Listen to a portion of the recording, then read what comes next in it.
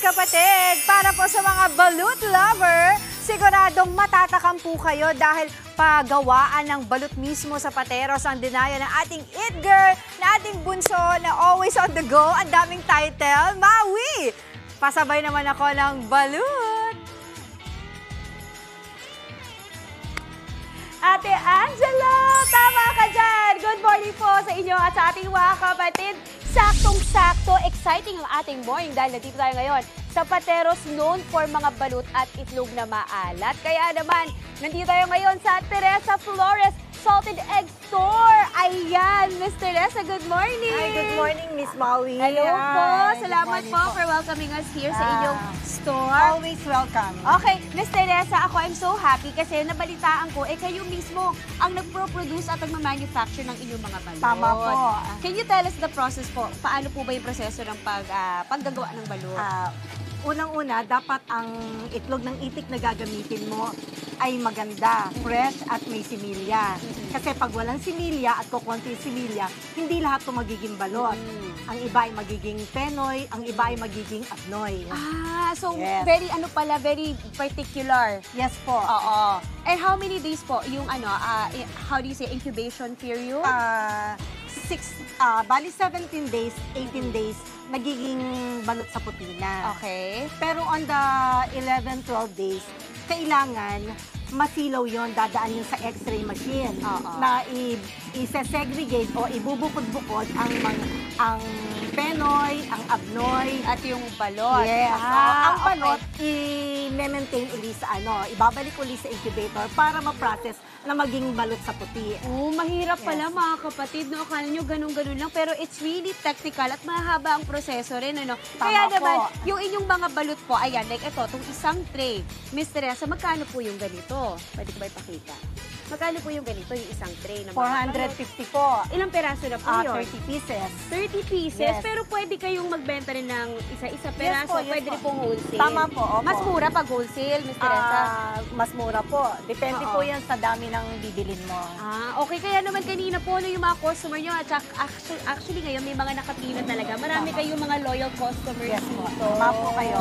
Perfect. Okay. Balita ko may pa-challenge kayo sa akin, Miss Teresa. Tama po. Good luck. Okay. Ano po gagawin natin, Miss Teresa? Ito po, patitikimin ko kayo ng balot sa puti. Ito yung balot sa Challenge puti. ko po kayo. Uy, mainit-init pa. Okay. At syempre, ang balot po mga kapatid, ito ay isang Filipino delicacy na talagang nakasanayan natin mga Pinoy na kinakain bilang street food. Parte na to ng ating culture and tradition. Tama po. Pero mas masarap yan pag may suka. May suka. Diba? Ayan. At mukhang may timpla po ang inyong suka. Mukhang masarap ang timpla. Ayan. Ganyan po ba? Tama po. Okay. Ayan. Tapos, lalagyan po ng asin. Konti lang. Konti lang, okay. Ayan, dapat ganyan lang. So, ganyan ang ating finished product, mga kapatid. Okay? Pero ito ang aking gagawin, mga kapatid. Bilang gusto natin yung full experience, kakainin natin siya sa shell. Ayan.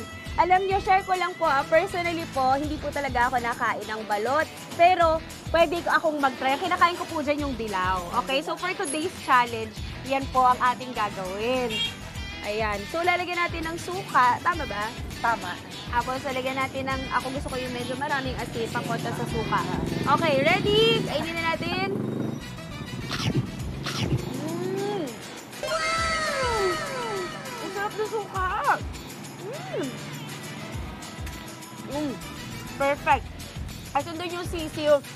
Pasensya na lang po mga kapatid, hindi ako makain ng sisiw kasi naawa ako sa kanila. Pero alam nyo, ako gusto ko po dyan yung dilaw ng itlog at yung sabaw. Sabaw, tama po. Perfect, okay. Okay. Ano ba yun? Umabot ko sa to. Pero wait lang, Miss Teresa, pag per piece mo ang bili, magkano po? Ang lutong balot po ay 20 pesos. Ang Okay. hilaw po ay 15 pesos. Okay, 20 pesos. Alam mo, any time of the day, ang anak ko actually, paborito po ito nung anak kong si Lian. Ito kahit araw-araw, kakainin niya. Ma'am, kanina na pag-usapan lang natin. Ito, nakita ko po ito. Ito yung tinatawag nyo. bibingkang abnoy. Okay. Yan po Bakit yung mga bulok na itlog na hindi naging balot. Oh, so pwede pa rin siya, nagawa ng paraan, pwede pa rin kainin. Kaya Paano po ito walang kinakain? tapon. Walang tapon. Paano po ito kinakain?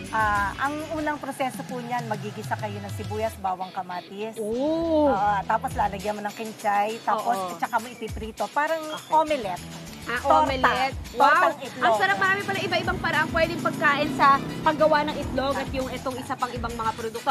Okay, Ms. Teresa, I'm sure excited na ang ating mga kapatid na mabilhan kayo ng mga balot at matry yung balot niyo. Paano po kayo mahanap?